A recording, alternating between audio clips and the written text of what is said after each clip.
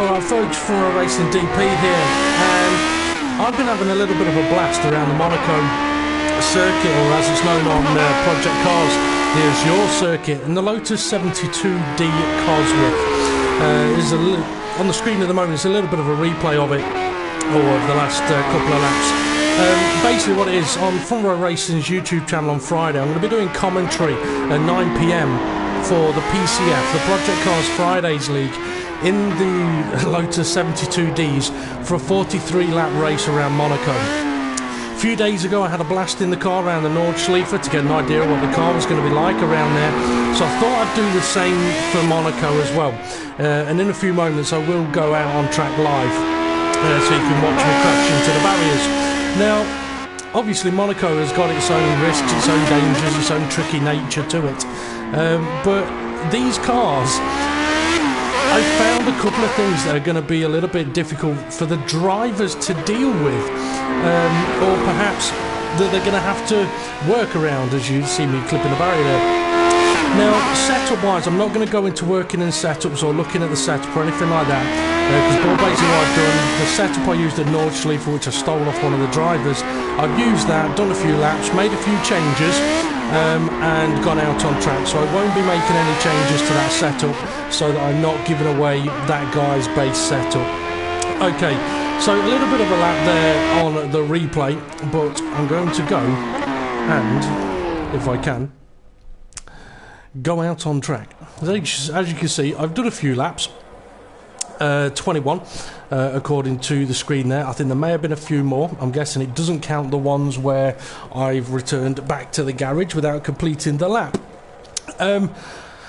So yeah, I'm not going to go into setup, but I am going to drive around the track and have a little chat about what I'm doing while I'm going round, what I think the drivers may struggle with, but basically just try and enjoy driving around the Monaco circuit. And for anyone that's watching, they can have a laugh at me crashing into the barriers. Now if you struggle to hear me, I will apologise for that. These cars are stupidly loud, so I know when I did do a few laps around the Nordschleife the other day, a few people did say that they struggled to hear me. Now I have turned my microphone up, but these cars, they do make some noise, so if you are struggling to hear me, apologies for that. But if I've turned the microphone up too much and now I appear to be shouting and it sounds like I'm typing, then I apologise for that as well. Now with the Monaco circuit, what I found in this car is it takes a while for the tyres to get warmed up. For anyone that watched the Formula 1 Grand Prix around here a few days ago, they will have known that there was a lot of discussion about not being able to get their front tyres into their working window and struggling with front tyre temperatures. I can understand why. This circuit, it doesn't really have corners that benefit getting your tyres up to temperature. Now, the opening laps that I've been doing, I found I've had to go quite slow, because if I don't get around the corners, the grip just is not there. So it's sort of around about the start of the third lap where the grip has really been coming alive. But one of the problems the drivers may find is if they decide to play about with their tyre pressures to get their tyre temperatures up quicker, they may hurt their tyres in the long run. A 43 lap race around here, you're going to want to be doing as few amounts of stops as possible, but if you're burning up the tyres, you're going to be making a lot of stops. So it's going to be a bit of a compromise for them. Get that early tyre temperature and grip in, or bear with it for 2 or 3 laps until it really comes towards the car. Now, the other thing that I really noticed with this car as I was driving around was I was bouncing off barriers left, right and centre. And it was a little bit frustrating, because it's like, how am I doing that? Or I'm getting turned in quite nicely, or I'm just getting a little bit too close to the barriers. And there's a couple of places where it was happening most of all. Exit of turn 1, down into the Lowe's hairpin, exit of the tunnel, into Tabac, the entry and exit of Tabac. And what I worked out it was, and it's a really simple thing, but these cars have got absolutely enormous, massive, fat tyres on the rear of the car. The rear of the car is wider than the front. So if you go driving around this circuit thinking I'll be okay here, my front wheel is right next to the barrier, chances are your rear wheel's going to touch it, and if that happens, it's going to pull the nose of the car into the barrier. So you may see that happen. As I said, the entry of Tobac was one of them, so I usually like to get all nice and close to the barrier on the right here and the barrier on the right here. But if you get too close with your front wheel, your rear wheel clips it. And the other difficulty is the exit here. If you clip the barrier on the left, you're going straight on to that bit of Tech Pro barrier that sticks out. So the car itself is quite enjoyable to drive around this track, but at the same time there's some really frustrating aspects to it. But I must admit, I do like absolutely massive fat rear tyres, and I love the fact that in F1 they're going to be bringing those in for next season. Okay, you had a couple of warm-up laps then, so I'm going to try and pick up the pace a little bit. But you have to bear in mind, as I say when I did my Nordschleife video the other day, it has been a while since I've really given project cars a really good thrashing driving-wise. I've spent most of my time commentating on F1 races or project cars races, for front row races. Whoa! Okay, that was a little bit odd. There's a little bit of a glitch there. It dropped it down to neutral then as well. Okay, I have to keep an eye out for that. So yeah, I've not really been driving on project cars much, so for me to come to Monaco, you can't go expecting some ridiculously fast lap times. Also, the more I talk, the slower I'm going to be driving, so don't go looking for absolutely phenomenal lap times here. I'm just going to try and enjoy myself driving around the Monaco circuit. Now down the hill here, it's a tricky, horrible little braking zone that you brake a little bit too late on the crest of the hill, you're not making the corner unless you've got ABS on, which I haven't. No ABS, no traction control. So locking up the tyres is something that I have to be cautious of.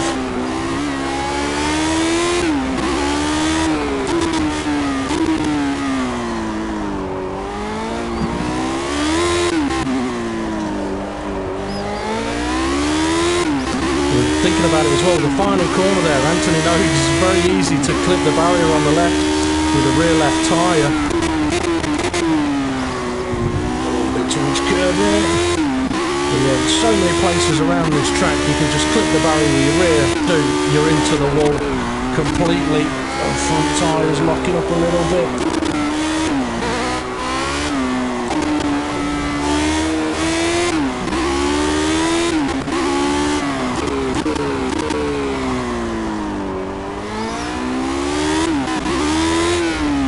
That glitch may have taken a little bit of my feedback away, which is a bit of a shame.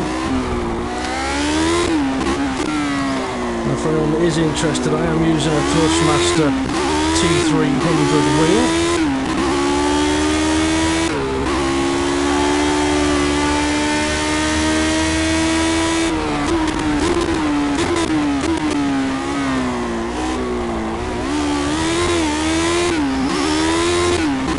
The laps I was doing before were a little less swiftly than this, but like I said, I'm just going to enjoy myself.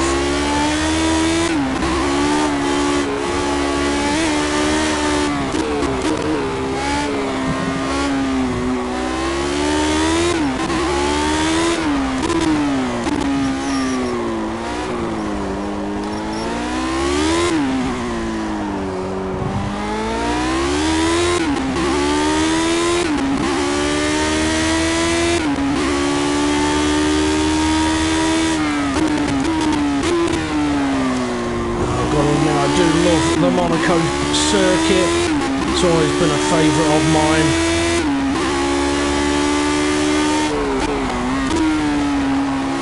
Braking a little later there than I really want to, it's getting me offline on the way in.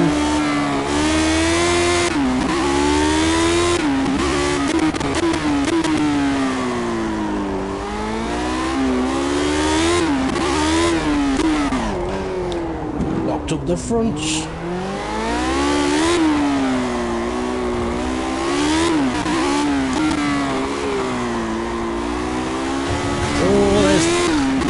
first clip of a barrier with a rear wheel.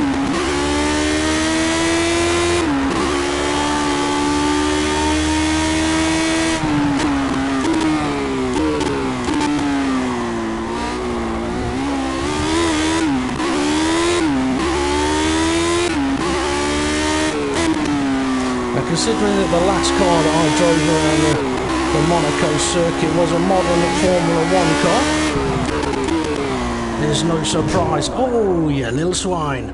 It's no surprise that driving around in this car, some of the corners in a modern F1 car, I wouldn't say that are easy, but you don't really have to think too much about, suddenly become corners that you've really got to concentrate.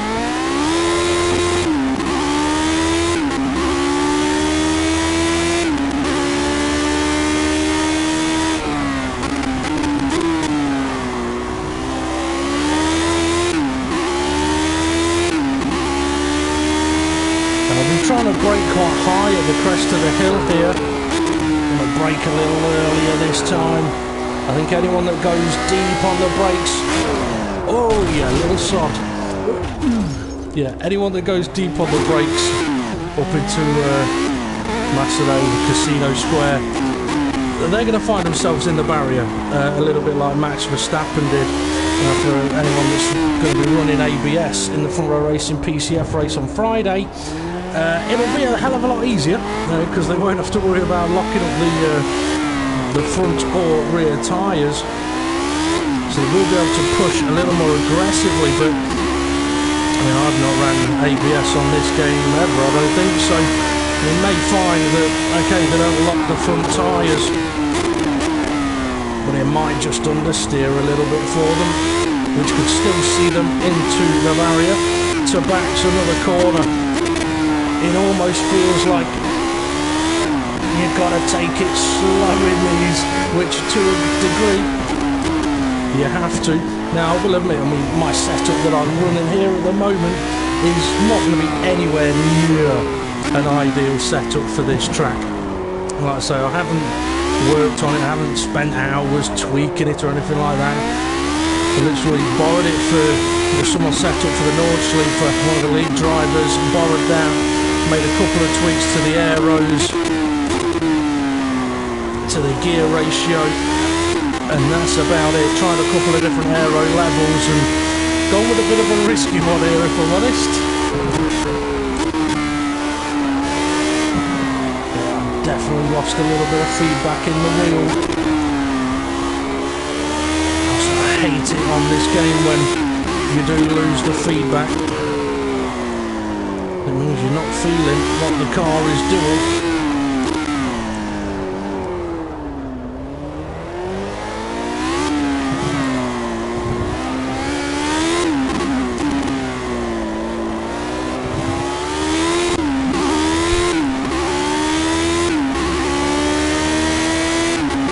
The tunnel as well, compared to a modern F1 car, is all of a sudden a much trickier corner. But I tell you what, it's really annoying that the feedback has dropped off a bit there, so I'm going to jump back to the pits and go out and feedback to now come back.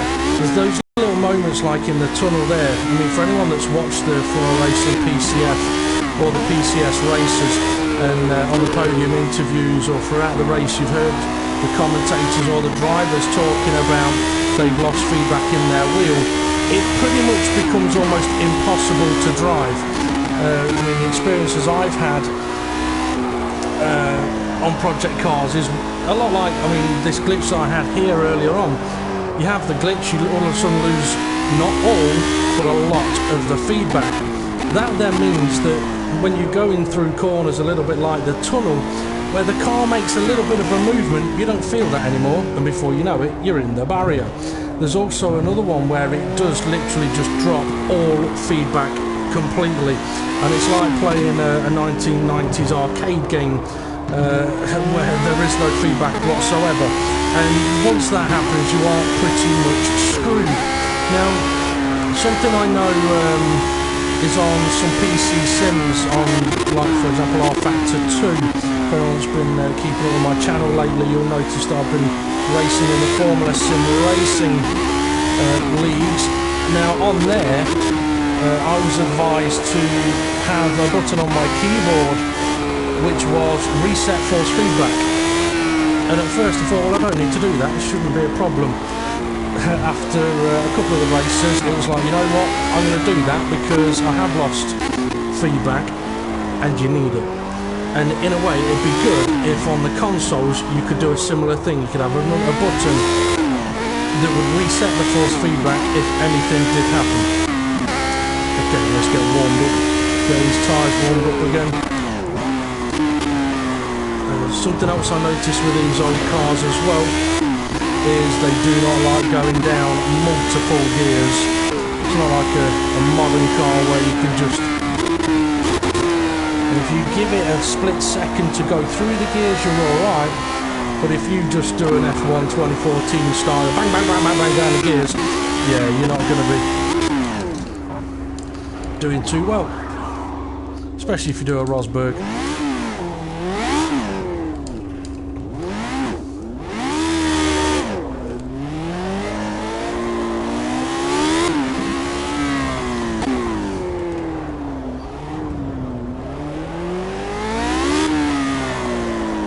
For anyone that will be interested, as it says in the description, I'm doing this just to have a bit of fun, but also in preparation for the commentary that I'll be doing on the Formula Racing PCF on Friday, 9 PM, live on the Formula Racing YouTube channel, where our lead drivers will be coming to this track in these cars for a 43-lap race around this circuit. Hopefully the weather will be nice for them, because as much as a bit of rain can spice up a race, I don't think it really works in Monaco. It just makes for a much slower, longer race. Okay, more chance of seeing crashes, but we want to see racing, overtaking. We want to see the crashes because someone's tried an overtake and got it a little bit wrong and end up on their roof.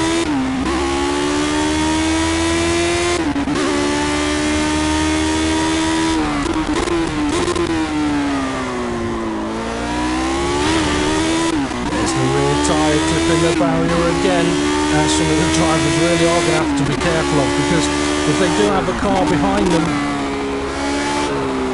when they do that, they're going to be slow, and the car behind is just going to ram them up the rear end. And as we've seen in these cars, when you hit someone up the rear end, you do tend to scoop them up a little bit.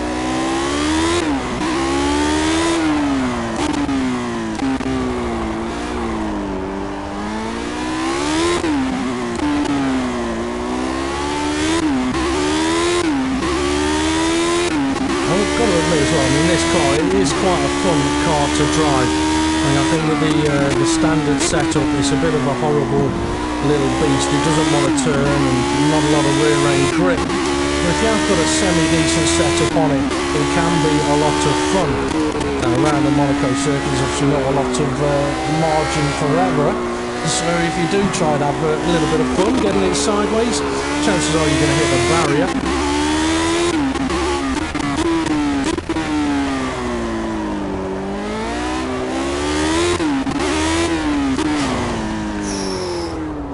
Tyres, they're great for grip, not so good for knowing exactly where they are.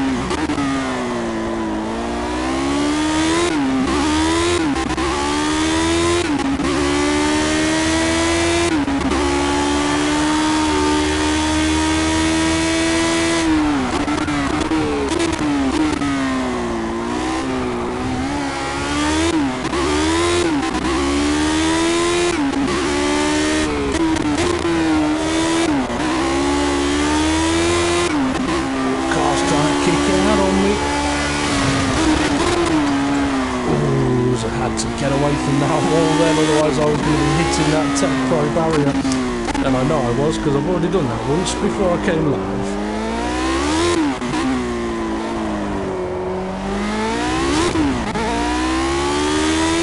Okay. Try a little bit of a lap driving a bit like Maldonado.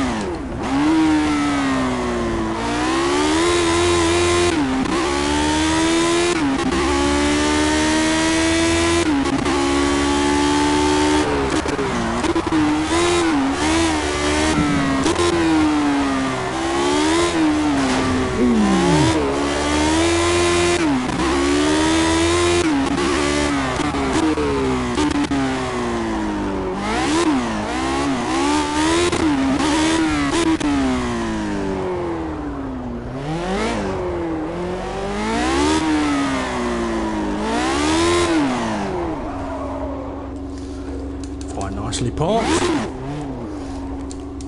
I mean, I have said on many occasions as well to quite a few people, when they're practice Ico, Spain, Canada, anywhere, it's always a good idea to drive a few laps like a madman, you're not crashing into anyone, just so you've got an idea of what the car is going to do if you happen to get it out of control.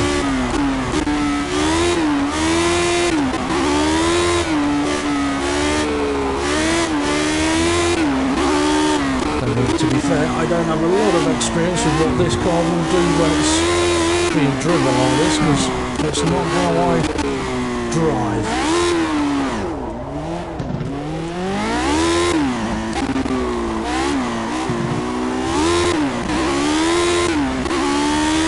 But how the car's looking like it handles there is how the car will handle with a very stock setup.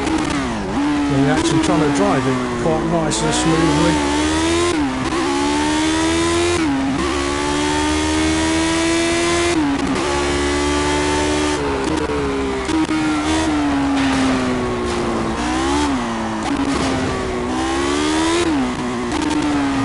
To try and kick the rear end out a little bit then, but fat tyre on the barrier. I mean, that is we're going to see so much of that happening on Friday, especially if drivers get side by side and they're trying to give each other a little bit of room. I mean, we could see guys clipping the barrier and the car next to him getting written off.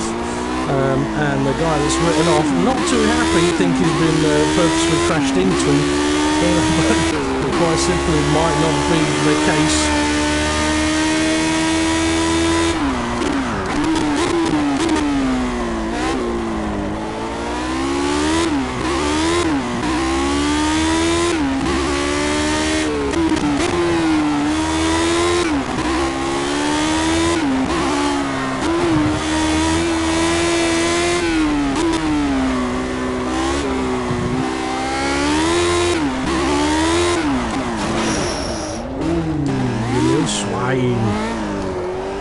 Showing here though why it's not a good idea to try and go absolutely flat out everywhere. But let's calm it down again. I mean, being what, 1.1 seconds down in the sector, yeah, not good.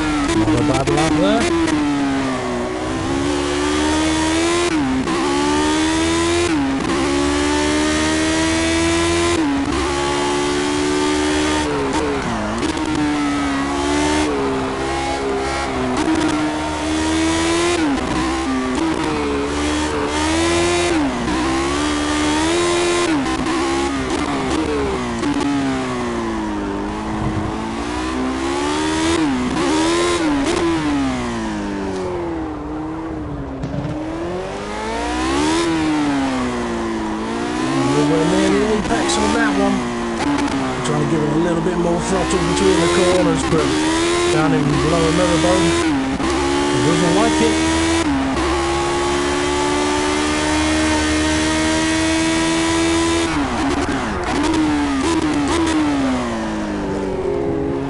Horribly wiggly under the brakes there.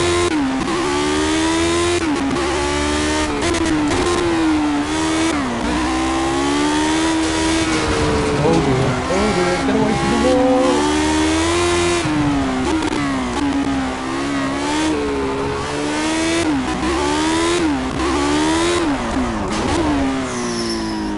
A little bit too aggressive there. A little bit too aggressive.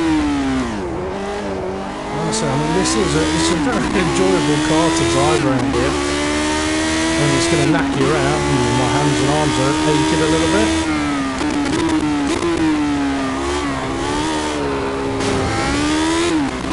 But I say it's enjoyable to drive around it. It'll be enjoyable to drive around here as long as the drivers don't get too annoyed at how many times the clipper barrier. It's like they brake half a metre too late. Your rear tyres into that wall, and then there's not a lot you can do about it.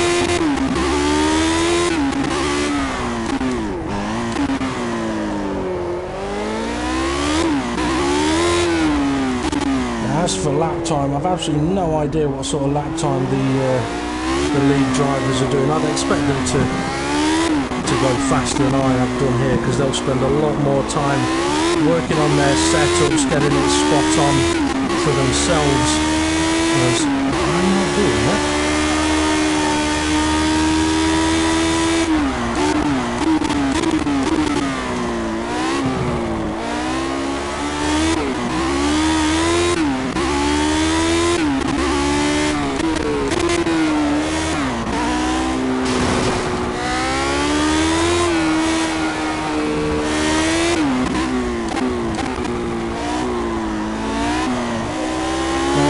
To the race on Friday, the person that wins could be the person that crashes the least. It's usually how Monaco goes. Having pace around here does help. If you can open up a gap up at the front, you can sort of drive comfortably. Bit of rear lock in there as I went down a gear too quickly.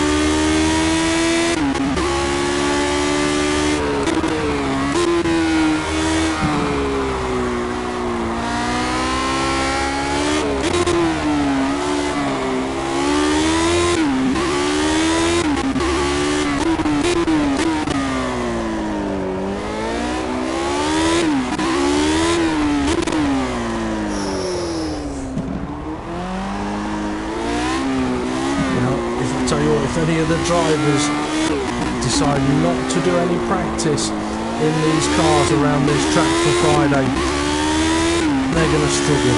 They really are going to struggle. I don't think it'll matter how good the setup will be. It's the little things that'll have such a big effect.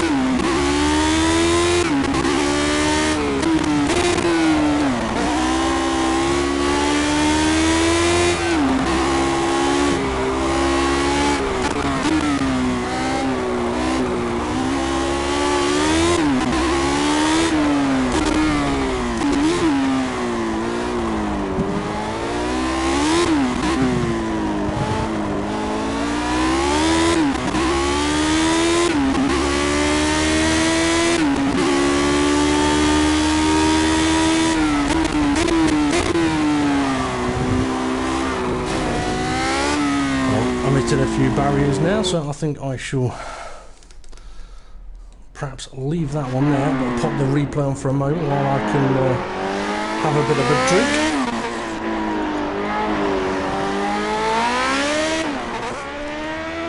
Cars are ridiculously noisy. When it came to doing commentary for the first time in the PCF with these cars going around the track, I did find I was having to shout quite a lot. So we've got 14 of them making this amount of noise. Yeah, it's easy to get drowned out. But it does, I mean, I hear these old cars and it just makes me think, you know what, I kind of get the idea of the hybrid engines of current Formula 1. but you can't beat that noise. Okay, it's ear splitting and deafening, but you can't beat that noise. I mean, if you watched a NASA rocket being fired up into space, if it made no noise, it wouldn't look as fast as it does, making all the noise that it does. Bit of an odd analogy there, but it's true. Noise can emphasise the aspect of speed, I believe.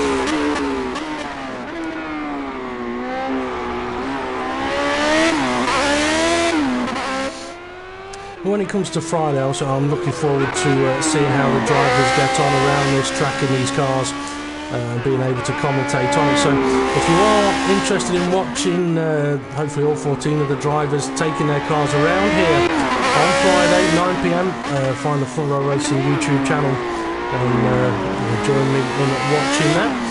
As I mentioned, I'll do the commentary on it as best as I can. You can pretty much guarantee we're going to see a lot of crashes. There's always the potential of a huge car park situation up at Lowe's. Or should it be down at Lowe's? I suppose you come down to it, but it is higher than the pit lane. Okay, now to decide to randomly just go and do something else. So I'm going to back out of here. A 134.3, like I say, no idea how relevant that lap time will be, but it's been good fun driving that car around that track. I mean, I drove it around the Nordschleife the other day in preparation for commentary on the PCF Round Nordschleife, and I said at the time, I think a few tweaks may need to be done to that particular setup, because it did not like bumps at all. It did handle a lot better around the Monaco circuit, but around the Nordschleife it was a little bit of a monster. Now, let's see. It's been a long time since I've driven properly on here, so there may be a few cars that I do not remember. I've had one person say to me, Dave, you should get the guys to drive the supercars for either the PCF or the PCS in the next season. Be absolutely mental, but could be interesting. I do like the LMP2s. Not a big fan of the Atom, if I'm honest. That Aston Martin should never have been built. A waste of time. That one, and that one, however, absolutely fantastic cars. Although saying that, I've not driven that one, the road car. That's a recent update. Let's see. Let's go and pick something to just go and thrash around a track. That car's evil. Formula A's and Formula B's, Formula C's. It's been a while since I've driven those. I've done plenty of F1 style racing of late. Oh. I think I might have to around Monaco.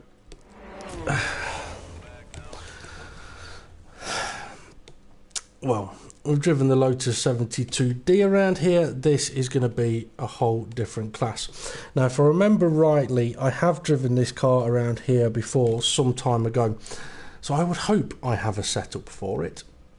Absolutely no idea if I have. I guess I'm about to find out.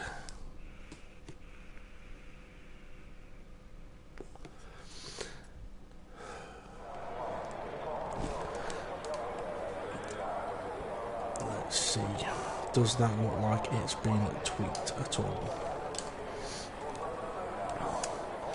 Well, 5 and 6 aeros around here. I've got a feeling that may not quite be right, but the gears are. So let's whack the fuel out, because I don't exactly need the fuel. I don't exactly need any qualifying fuel either. Let's see, wastegate pressure.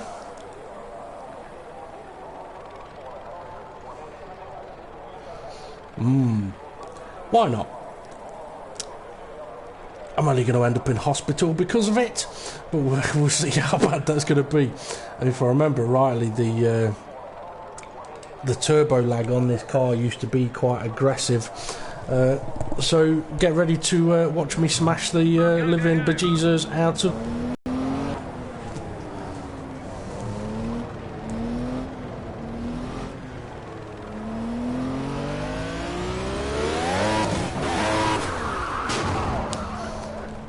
Told you the turbo lag was quite big. Right.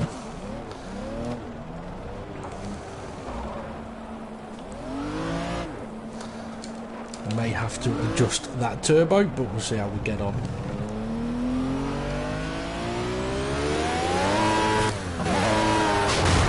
Holy crap. And one thing I'm going to have to be really careful of here is that the tyres are cold, which means there's going to be absolutely no grip. I'm already regretting increasing the old boost there.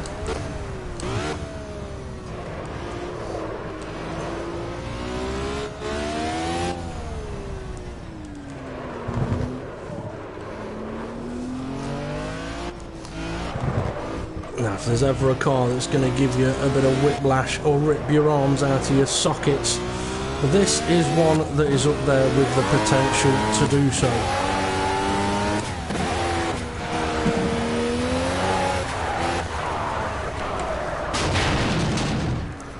Holy crap. Okay, I have a feeling I might not even get a chance to get the tyres up to temperature with the boost up at that level.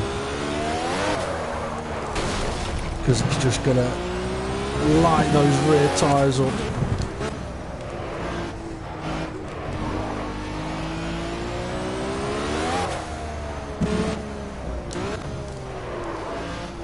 Right. I'm going to stick with it though. Let's see if it's doable in a few laps. I've got a feeling the answer is going to be no. I know, let's change gear before the boost can kick in.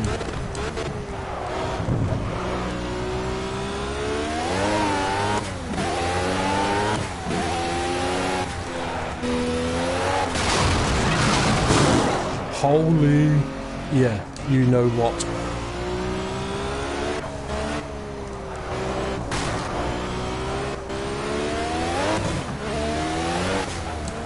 I'm going to blame putting the turbo boost up that high on watching the Top Gear live show on YouTube last night, and obviously one of the characters is only interested in power. So I'm blaming Clarkson for this.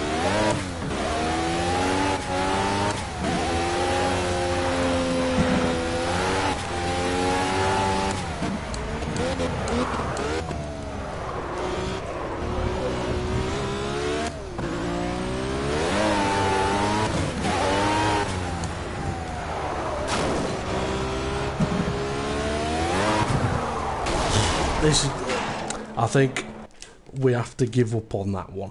Right, let's go and turn that turbo down, shall we? I think that was about what it was on. I'll make a few little tweaks to these gears. Give it a little bit more rev range. It's been a long time since I've adjusted any kind of setups on here. So we'll just randomly go with that and see how bad that'll be.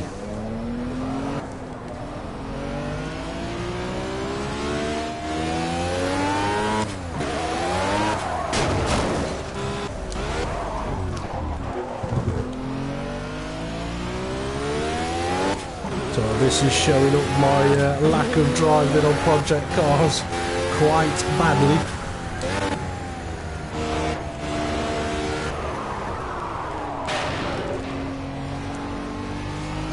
Bringing back the memories of first getting the game, driving out of a pit lane and spinning it, because there's just absolutely no grip in the tyres whatsoever. Like I said, I don't know if I've created a setup on this car before or not. I don't think it's actually on the car at the moment. I can't imagine I would have gone for six aeros around here in this car.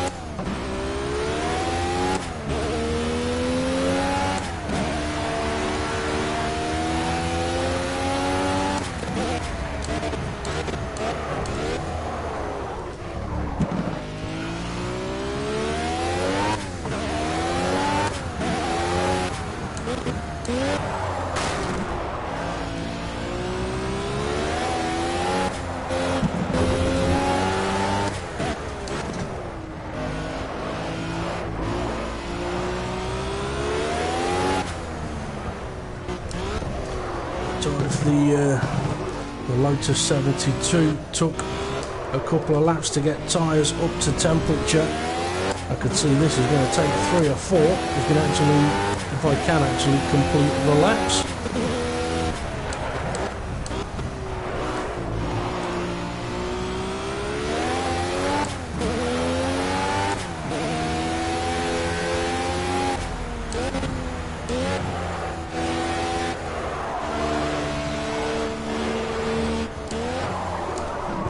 Don't go down to first, Dave.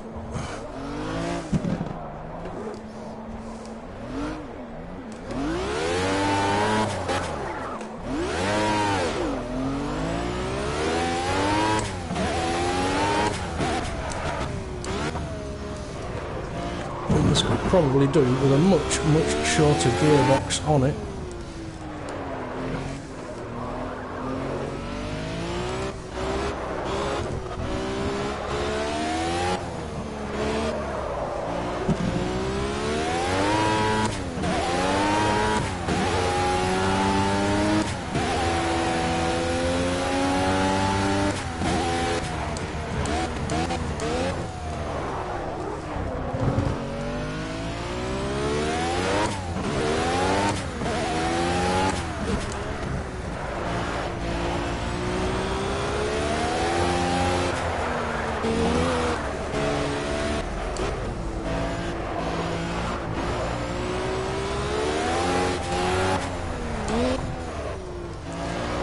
I said when I was going around the Nordschleife a few days ago, project cars has never really been a pick up and play sort of game. It really isn't. If this hasn't got a setup on, it will kind of show that up in all its glory.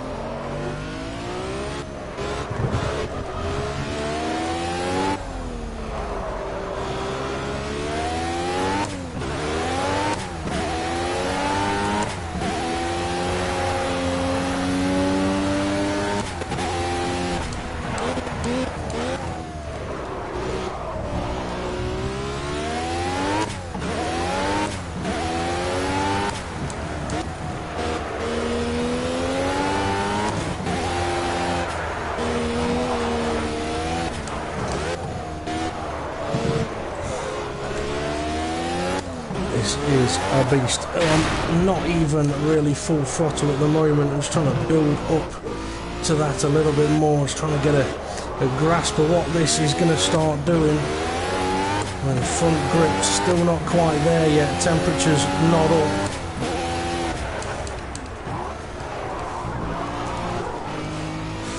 Things where I'd like to ideally keep the revs up. I'm going to try a little bit of that stuff you're told never to do when you're driving a go-kart. Don't press the throttle and the brake at the same time, but in these turbo cars it may be a good way to keep those revs up. Ooh, a little bit too much curbage there.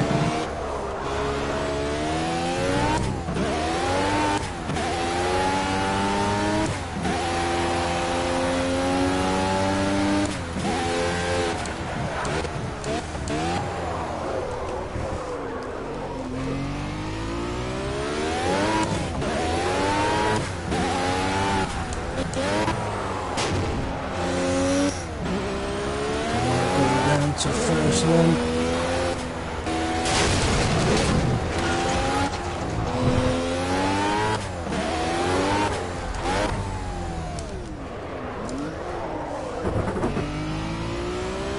Could definitely do with a better setup gearbox.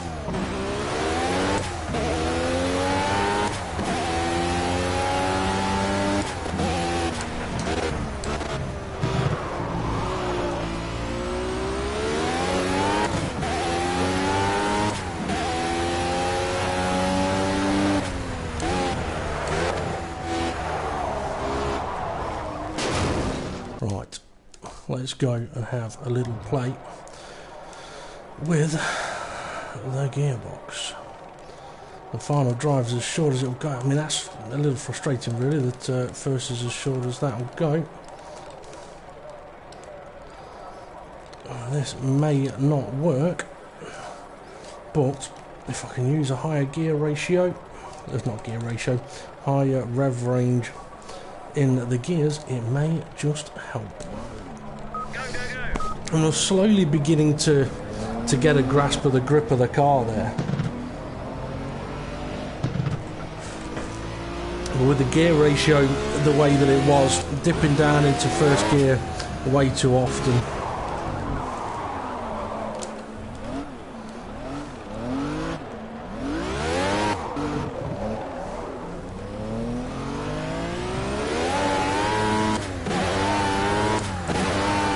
Going to be a little bit frantic with the shorter gearbox.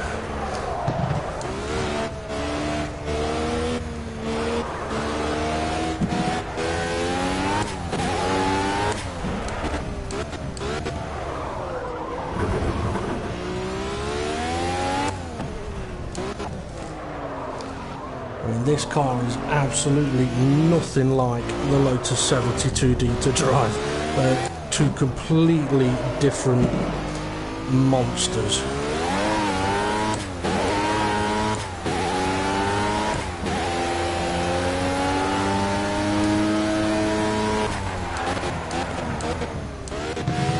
Okay, it's actually gone a little bit too low on the old gear ratio. Stick with it for the time being, see how it is.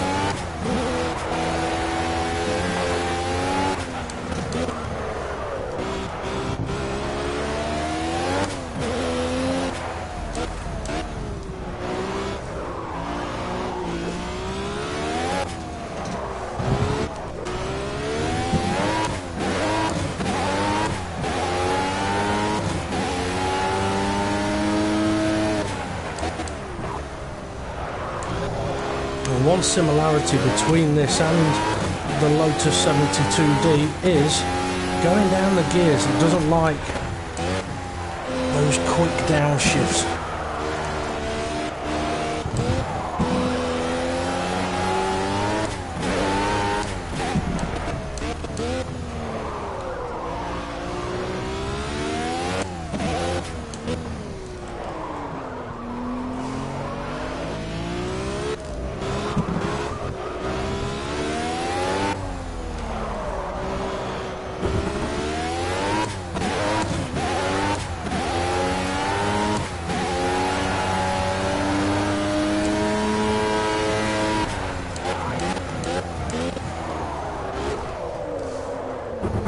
Shouldn't have gone to first there, Dave.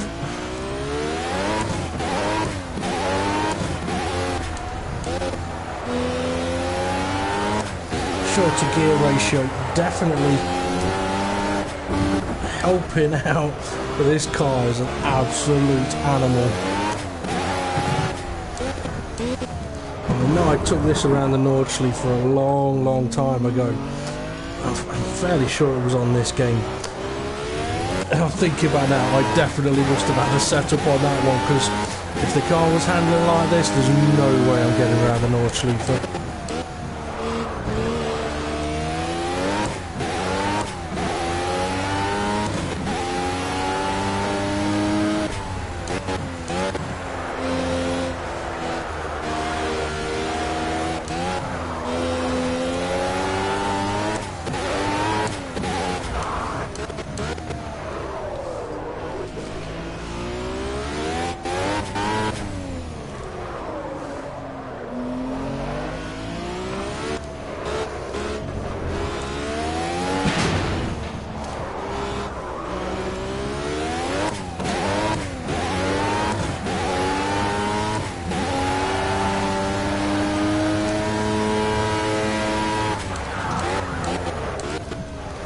I can only imagine what it must have been like for the guys to drive these cars around here.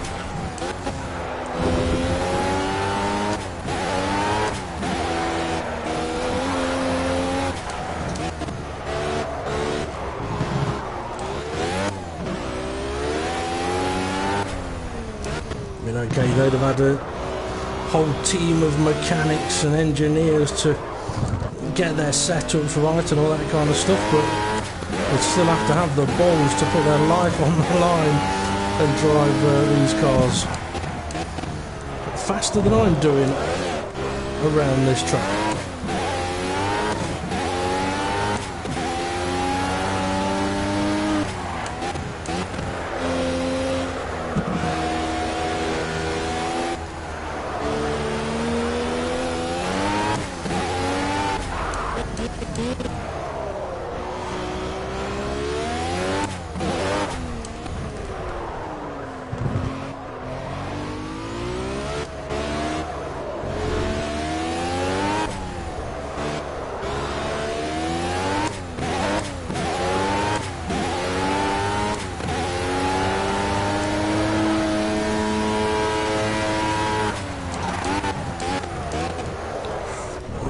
Gear shift in there that was a little bit too quick.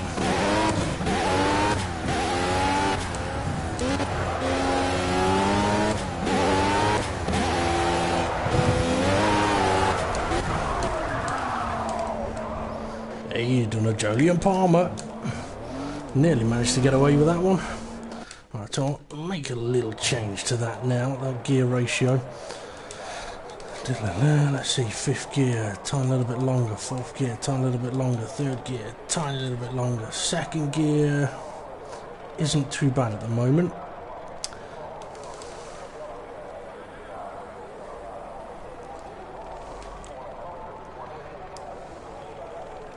I'm not going to sit here doing loads on the old setup, but I am just going to check over a couple of things.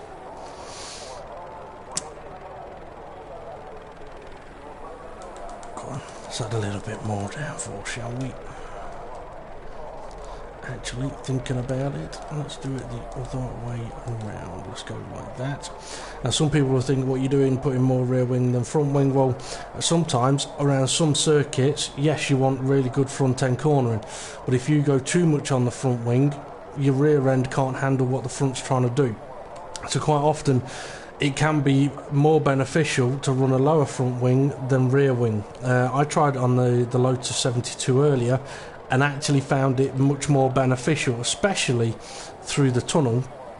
I won't say what level of aeros I was on, but yeah, I mean, if I had the front wing higher than the rear, the front end was too good and the rear end couldn't handle it.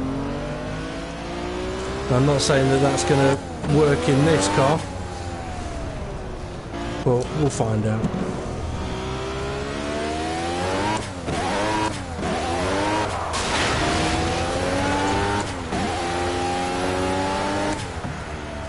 Cold tyres on this. It is a tricky little monster.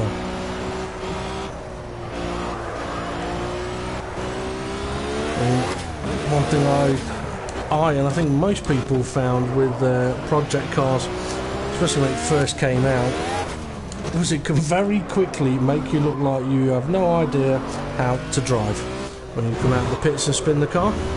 But that's, I think, because for a lot of racing games prior to project cars, especially on consoles, you were protected from cold tyres, really. I mean, okay, on the F1 games, yeah, your tyres could go cold or you could overheat them, but you never had that your tyres are stone cold, go and warm them up. Now, I know that that's something that they have in GP2 racing, and I must admit, I think it's something that they perhaps should bring into Formula 1. Get rid of the tyre blankets. I mean, we've gone on a lot about cost cutting. Okay, it's not going to save a lot of money, but if they got rid of teams allowing to heat the tyres up, it would save them a little bit of money there. They can spend it on something else, and that's exactly what they would do. But not only that, it could mix up the racing quite a lot. It'd mean that staying out on track for an extra couple of laps when someone goes to undercut you could be more beneficial.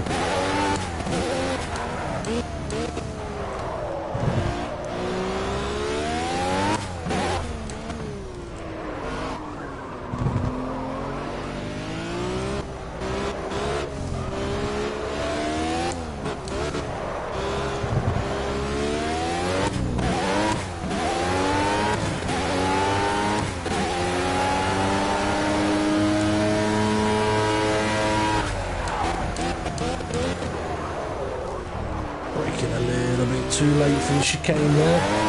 And locking up the tyres.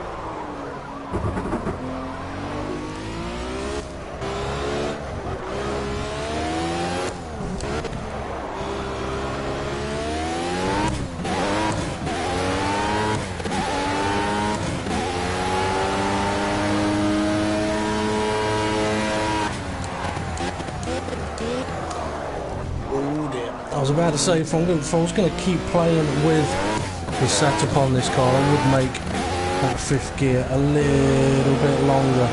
But you can see in the laps that I've done, I mean, just a couple of little changes, has made the car a lot more drivable, even if it isn't anywhere near perfect. But without intending to, it has shown the difference of what appears to be a stock setup and one with a couple of little tweaks. Now you imagine someone going into a league race in this car, no setup, no practice on it, it'd be just as bad, if not as bad, as I was doing in those opening laps. And I know so many cases of people actually hating project cars because of coming out to the pits and losing control of the car in the opening lap, 2 laps. And a lot of it comes down to they've pulled out the pits and it's like, floor it, go! And you can't.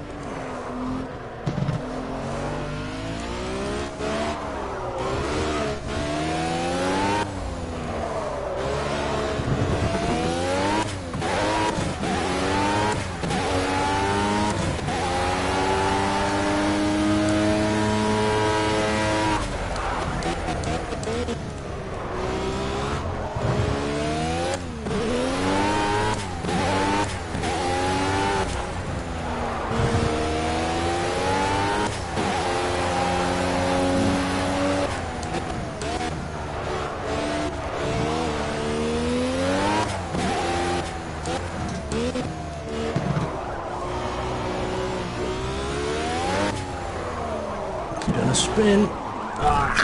I knew that was coming as soon as I turned in. Should have kept it in second gear. A little frustrated that because I was up on that lap as well. Tricky car to drive around that track. Very tricky car to drive around that track.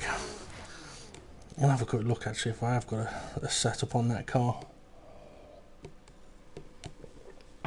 I'm fairly sure I did have one for the Nordschleife, but I can't remember if when there was an update some time ago when Project Cars sort of reset all the time trial leaderboards, whether it may have affected car setups. Let's go and have a look.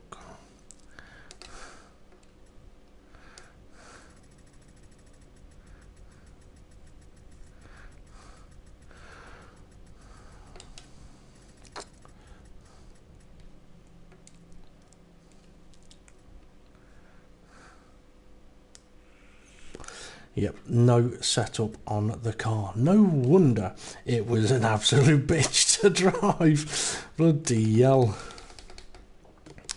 Now that's odd because I know I had a setup on that car for the Nordschleife. I do know I did. I'm not going mental just yet. That car, horrible to drive. Would never advise it.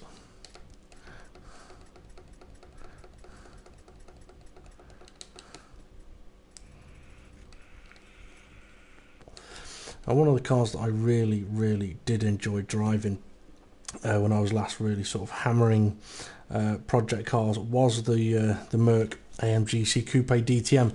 It was an absolutely fantastic car. It is a brilliant car, and I know a few of our league drivers have been interested in doing a league in those cars, but it's one of those where we've been trying to avoid using the DLC cars, because if not everybody's got it, then those guys can't practice. Now this is a car that I know is new to the game, and I have not driven it. I have no idea what it's like. There is also another one. It was a Mazda, which I did have a go at on a controller some time ago. I think it was a Mazda. An absolute fire-breathing monster of a drift car, I think it was. I had one go on a controller, and my response to that was, yeah, I ain't going to do that again. Because I pretty much sat there doing donuts while I was trying to drive in a straight line. But when using a pad on the game, that's where I'm on about. If you haven't put settings on your controller, you're not going to want to play the game. It's too twitchy, way too twitchy. Now I don't have controller settings myself. I'm trying to find where this car is. Well, this is what I'm going to find. It's not on my list, which is odd because I know I've driven it. Yeah, it's not there. Okay, well, we'll take this Radical for a little bit of a spin somewhere.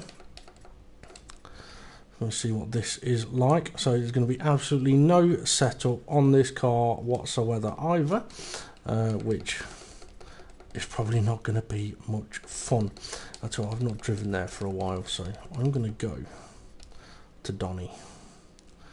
I'll go on the national circuit. It's been a while since I've been around this track, so let's go and see how badly I'm going to do. Now, from what I can remember, going from race cars to road cars on this game, it's like driving your own car and then being a passenger on a bus to get to work. So yeah, this probably isn't going to go too well, but let's just go and have a drive around, shall we? I'm not going to be on for a huge amount longer, so I'm going to need to go and get myself some dinner. Well, it's been a long time since I've really sort of done my own streaming just for the fun of it, so hopefully I'll be able to do a bit more.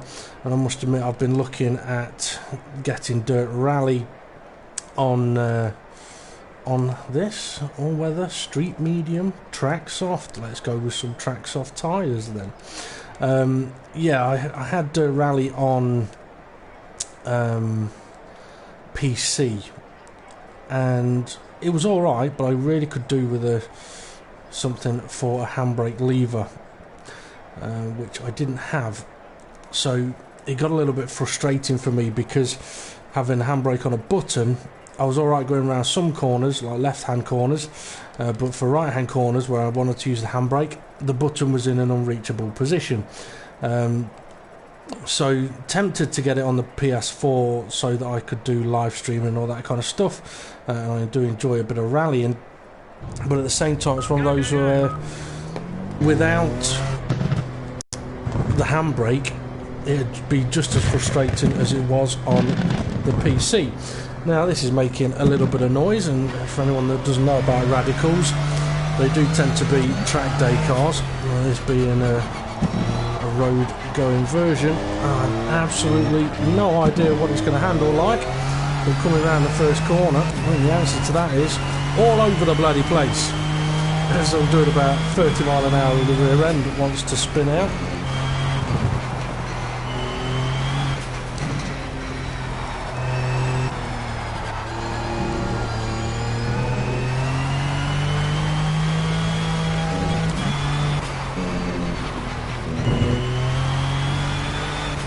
This has got no setup on it whatsoever, so for me cambers will be wrong, suspension will be wrong, car's not going to handle particularly nice at all. And I've got my sun in, the sun in my eyes, so I can't see one of the trickiest corners on the track.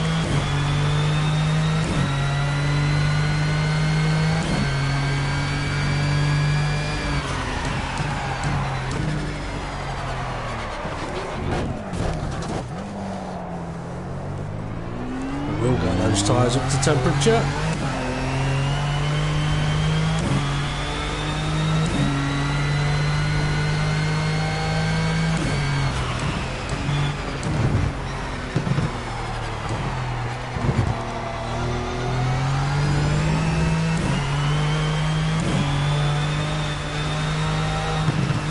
while these tyres are cold, the car's handling is awful. You constantly feel it trying to step out on me.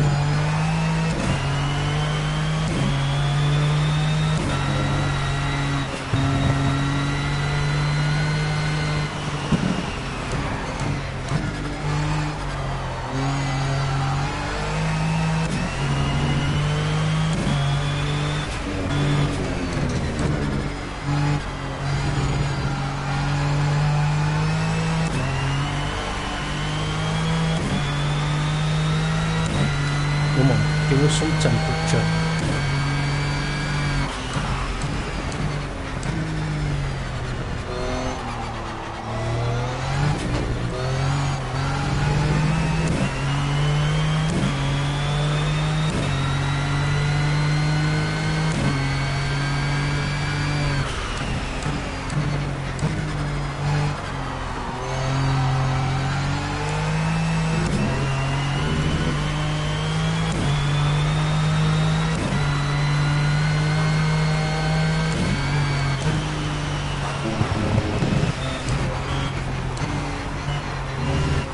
Slowly feel that grip beginning to build in the tyres, but it's taken a long time.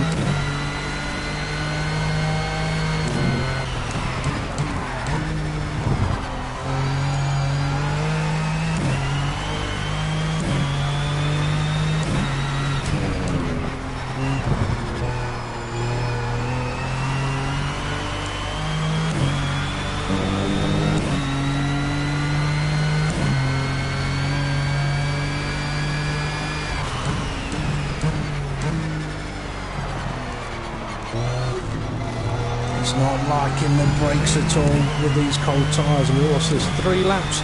And they're still not quite green yet.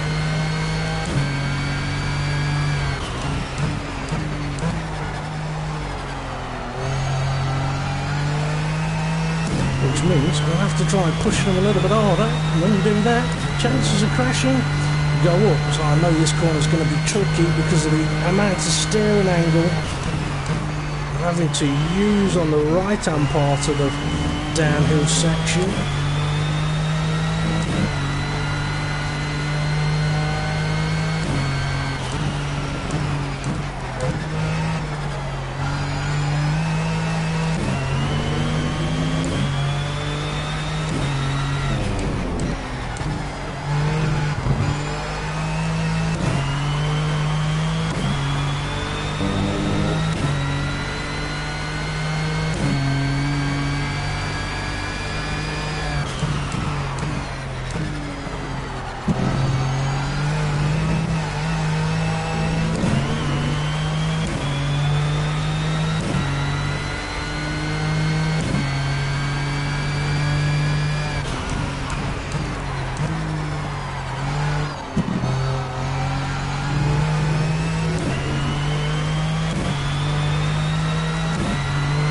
Tyres still hard to the temperature. I was pushing around this corner. It's not going to work.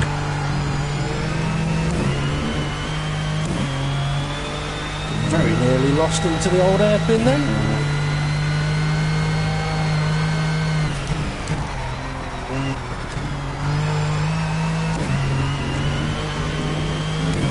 Trying to get a little ragged, just to try and get some extra temperature into those tyres.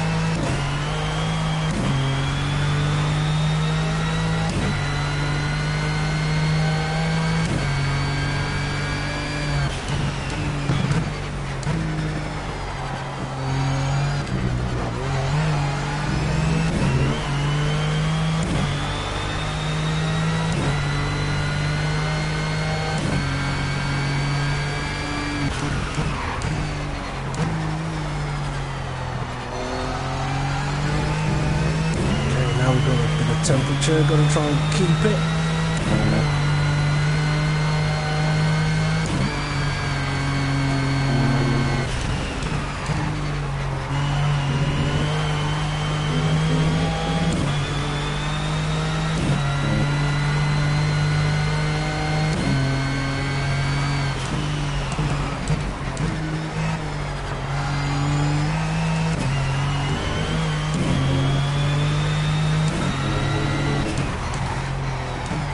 going deep, it's going deep. Stay off the grass, it's going to cool them tyres down.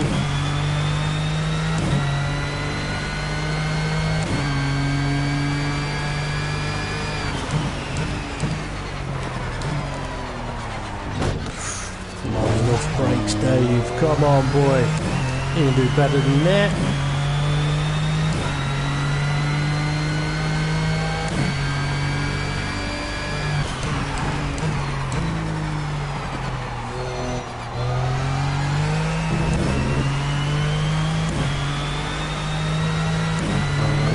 Make the most of these nice warm tyres now.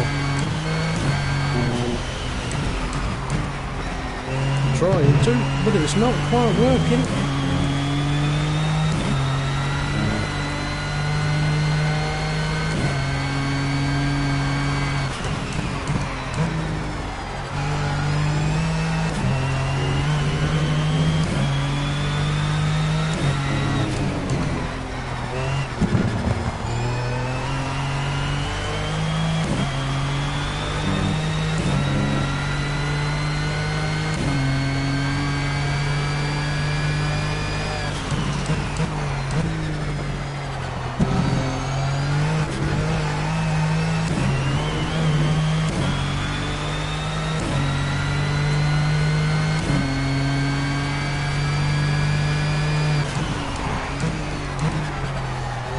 A little deep into the braking there.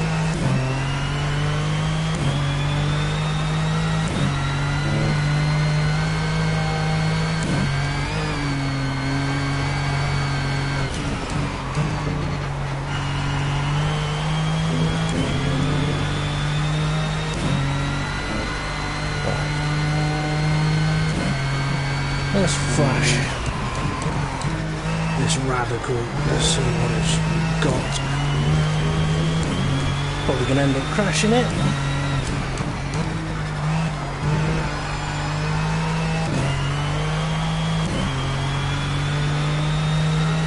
It's actually quite a nice little car to drive once its tyres go up to temperature. It's not particularly brilliant on the brakes, but it is a road car, so not overly surprising there.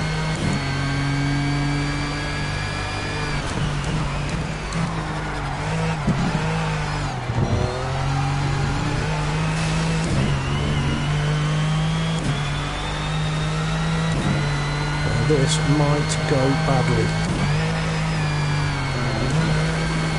It has.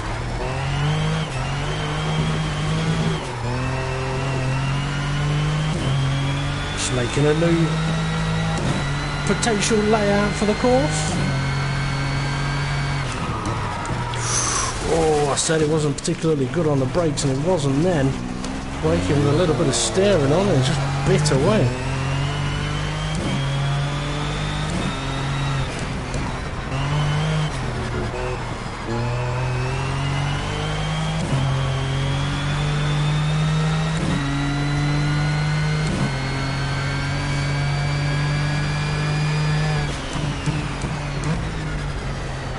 Really not light braking down into the chicane here.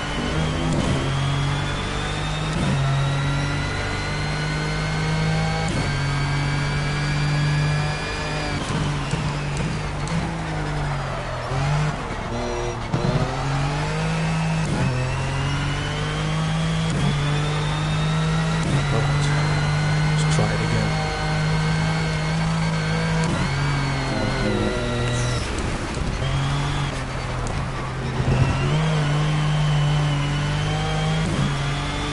If I ever was let loose around the Donington circuit, I don't think I'd probably drive like this, because chances are I'd end up on my roof.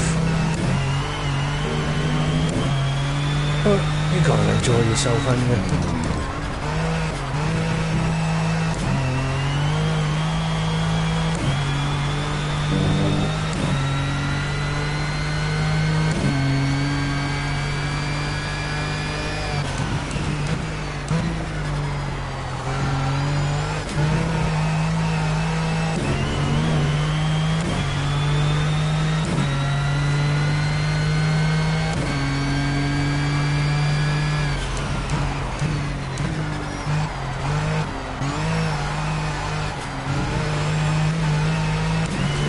Doesn't like being blipped around the first corner.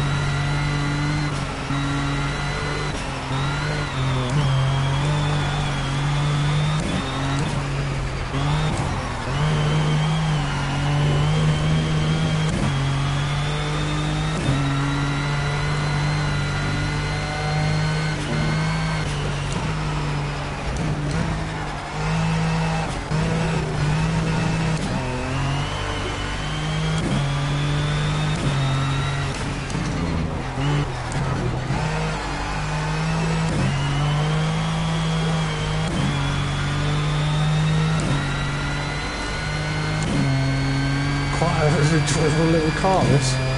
Quite an enjoyable little car. Throw it around a lot.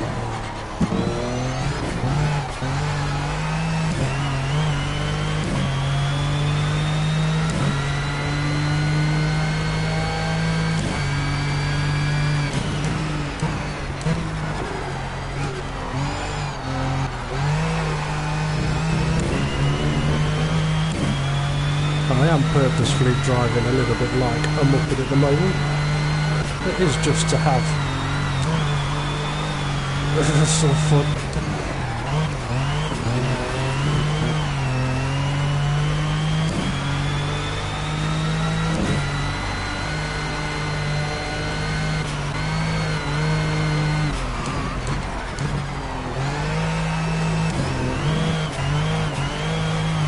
I would definitely recommend that, giving this car a bit of a thrashing around a racetrack. It is good fun. Kind of wishing now I'd put the long version of the circuit on so I could try drifting it a little bit around the old hairpin. Although I suppose unless they've blocked it off, I may still, not the old hairpin but the actual hairpin, I may still be able to get down there.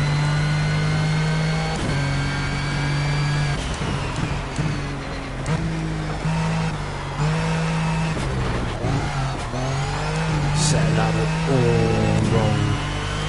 I am going to have some fun with turn down here.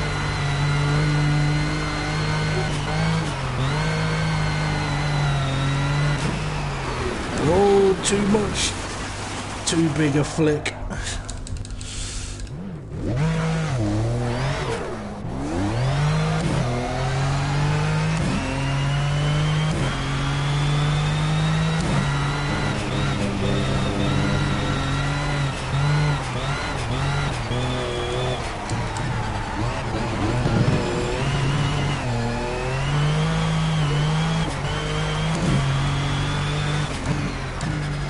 This is a proper mental little car. Proper mental little car.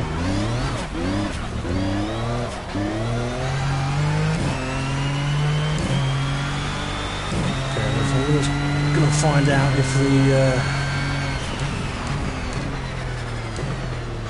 other part of the circuit is blocked off. It is. That's a shame. Like I said that, this bit isn't.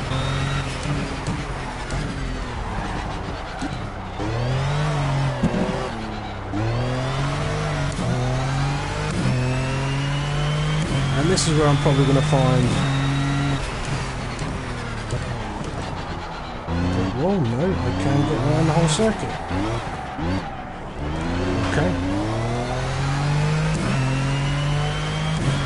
I actually like that they've done that. On most games, you would have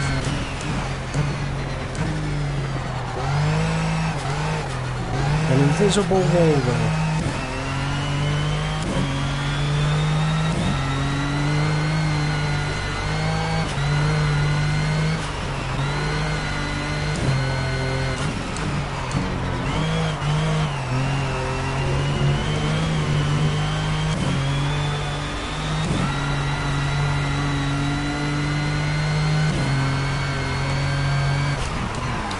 Oh, their brakes are bitten. Their brakes are bitten.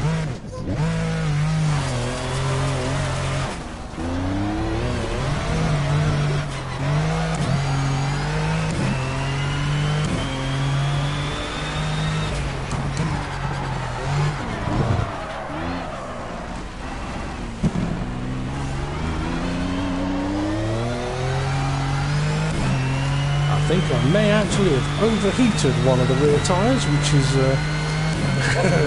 interesting to know. Ooh, she doesn't want to turn now.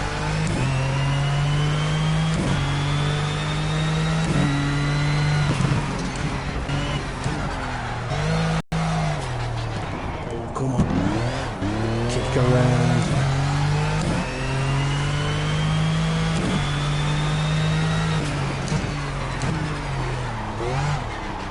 It's got too much grip.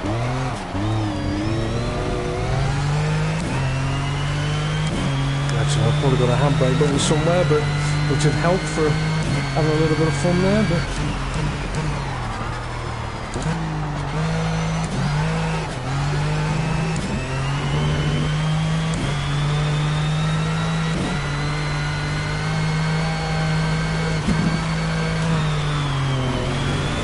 oh, overcooked that one a little bit.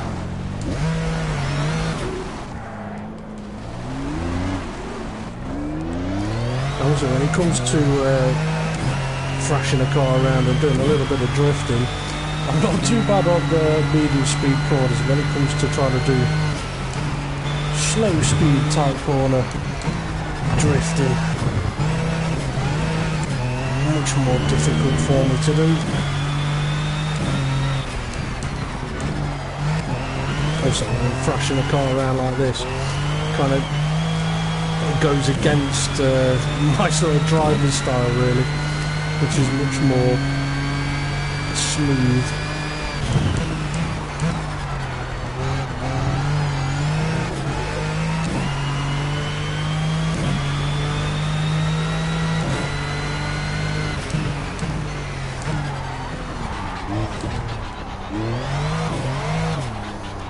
It's just not enough power on the rear end really kick it around.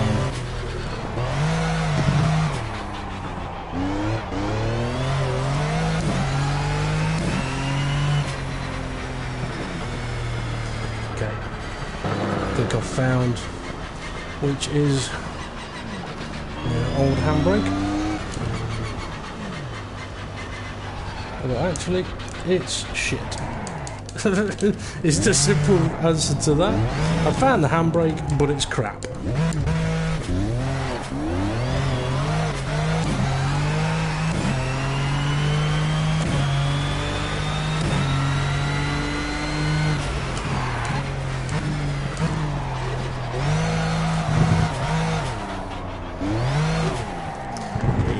Can I do that one?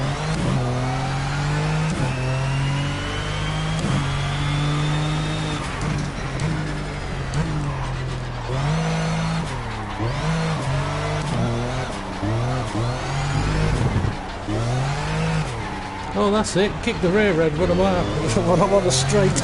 Not quite what I was intending to do.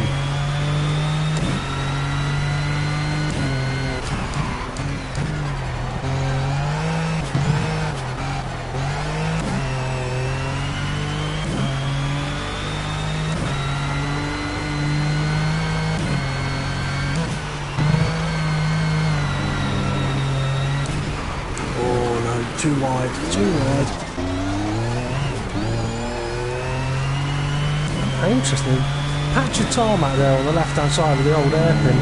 I'm fairly sure that that doesn't exist in real life.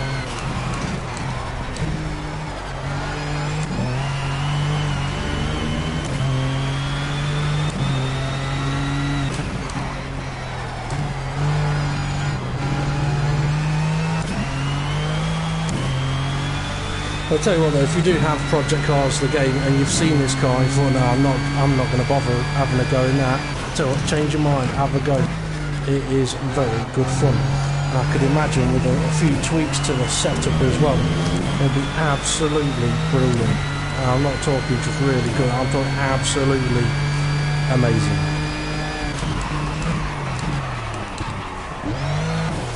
Brakes though definitely need some work. But I'm not going to bother playing about with the setup because I think I'm going to pretty much bring this live stream to an end now. Been on for a little while, just dicking about. I mean, okay, it does look a little bit like a clown car. And it's not, I've not picked a particularly nice livery, but yeah, a really, really fun car to drive, I must admit. If it's a free DLC, I think it's one, you know, that I might recommend as a car to use in one of the league races in the next season, because, and I know I said that this game's not really pick up and play, but I reckon that with this car you probably could pick up and play it, as long as you've got a base settings right on your controller and your wheel.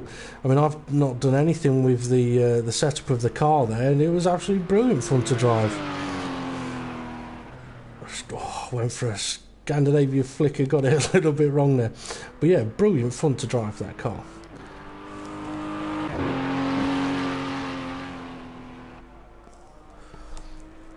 And admittedly, around somewhere like the Nordschleifer, it might not cope with big curbs, because you've got to bottom out that front end before your tyres can ride a curb or anything like that. But well, I'll tell you what, actually, I bet that car would be nice around Monaco.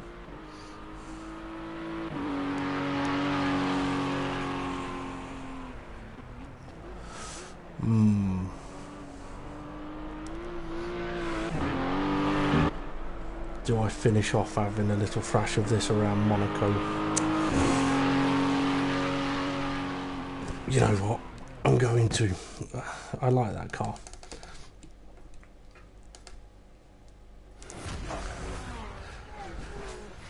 It'll be horrible while its tyres are cold, but that would be an interesting car to take around that track.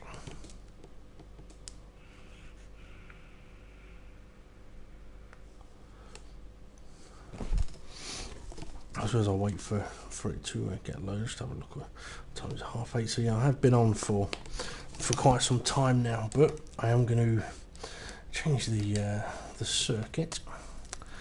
This will be my my last running around the track. I'm going to pick one with a slightly better livery. Okay, so which class are you in? Road A.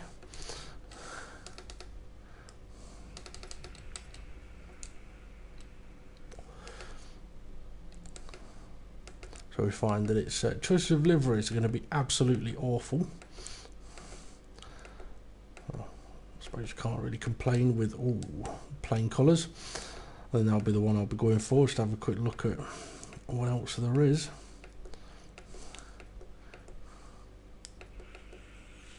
Okay, so very basic colours really, but I think, I mean, these Radicals, they are very small cars. I mean, I've seen a few up close, and it is quite amusing just how small the cars actually are, but at the same time just how fast they can be. I mean, the Radical race cars are absolutely bonkers. Obviously made as a track company, has grown and grown. I mean, if you can afford it and you can afford to go for a Radical track day, I would definitely recommend it. I know a lot of people like doing the open wheel track days, which I must admit I would love to do. But if I wasn't able to do one of those, I think the Radicals would be up there as the next thing to do. Now, tyres are going to be an absolute nightmare here. Getting them up to temperature. I could reduce the tyre pressures, but if I do that, I could cock up absolutely everything on the base setup, so I'm not going to do that. I'm just going to go for a few laps.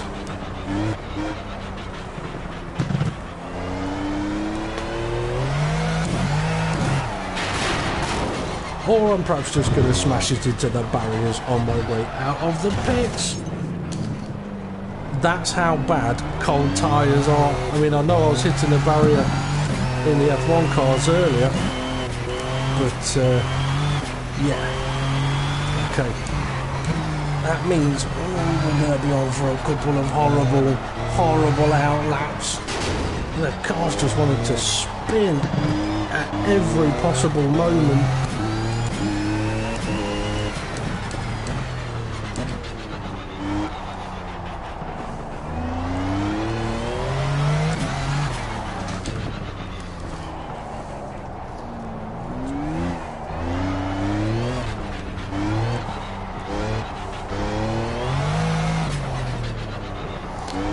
We'll get some temperature into these, or I'm going to just smash into the barrier a little more. I mean, the tunnel in the F1 cars on the cold tyres, the tunnel was awful.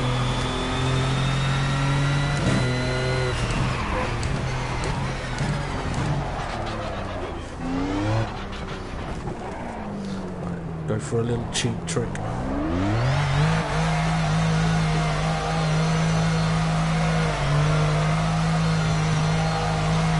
Now if that doesn't, how can that not warm the tyres up? No temperature whatsoever in the rear tyre. That is bonkers. Now I do know that that was something when the game first came out, a lot of people worked out that they could do a couple of donuts, tyres get into temperature. So I'm wondering whether on one of the updates they stopped that. How they'd be able to do it, I don't know, because how do you know if someone's just had a crash and is trying to recover? Unless it's just continuous donuts.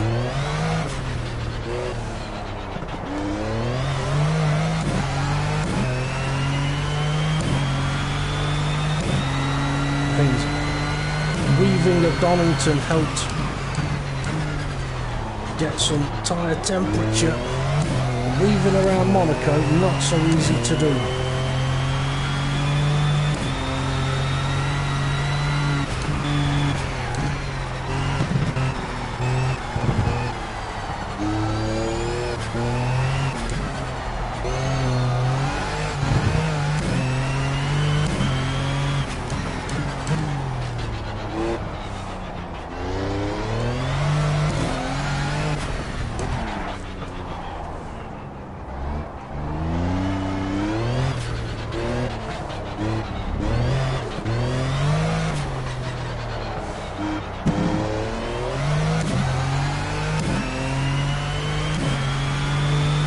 Tyres are slowly coming in. Still not quite fully up to temperature though.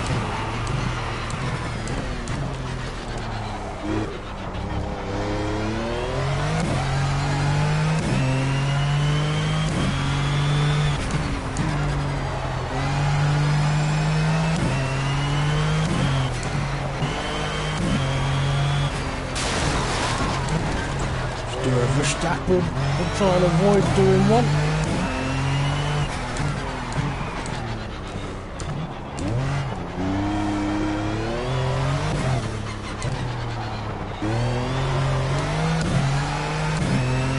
Come on, get those temperatures up.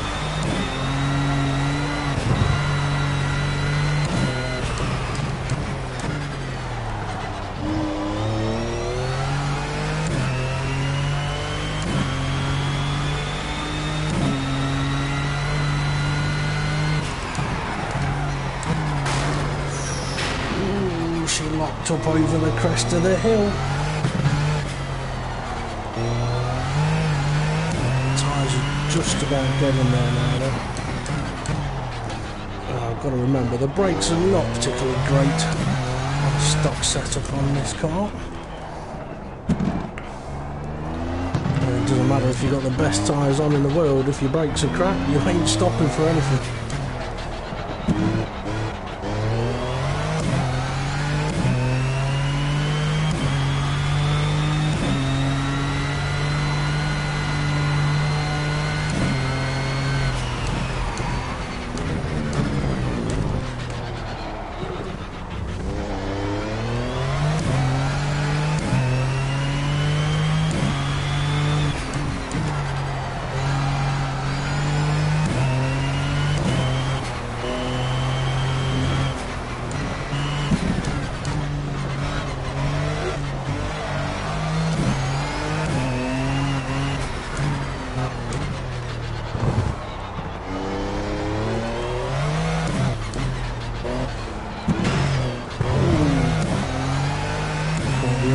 Coulthard's corner.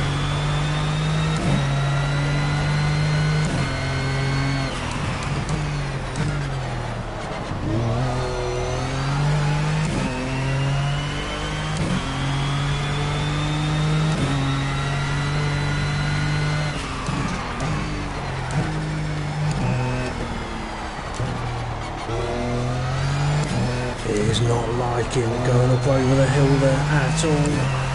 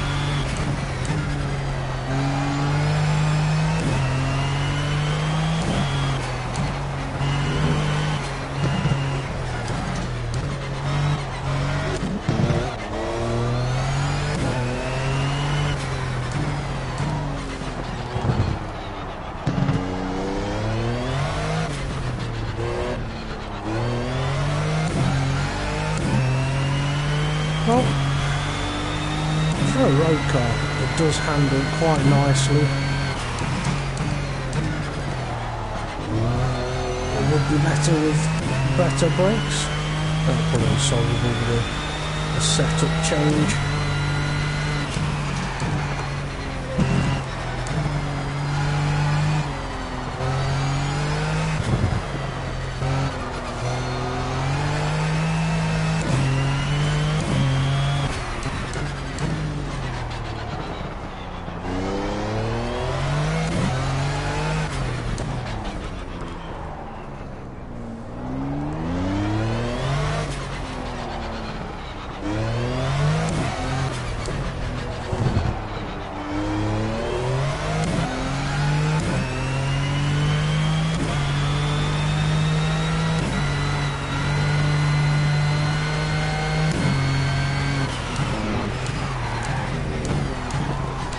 Trying to lock up all the way down the hill then.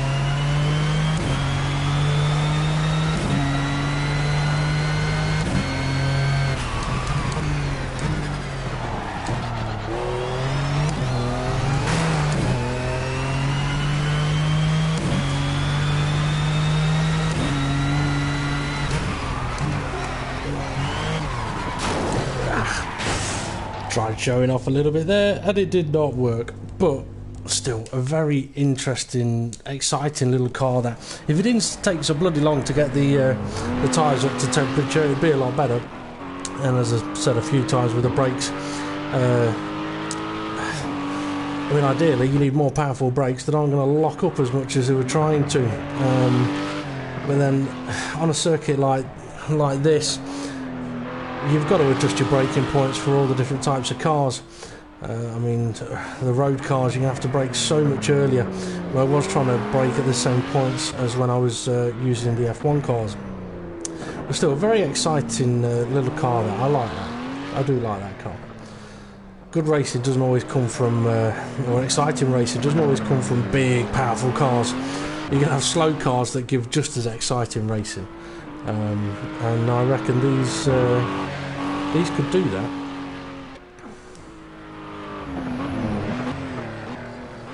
I mean, look, it's almost like it's tried to steal the look of, say, a Ferrari FXX on the front end there.